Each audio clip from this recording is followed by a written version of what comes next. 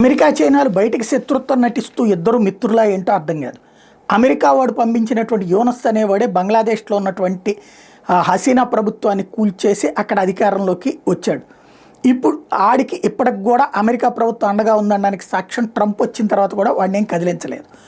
అదే సందర్భంలో వాడు వచ్చేటప్పటికి చైనా భావజాలకుడు, చైనాకి తాజాగా మన భారతదేశానికి ఎక్కడైతే చికెన్ నెక్ దగ్గరలో ఉన్నటువంటి అవతల ఉన్నటువంటి పాయింట్ ఏదైతే ఉందో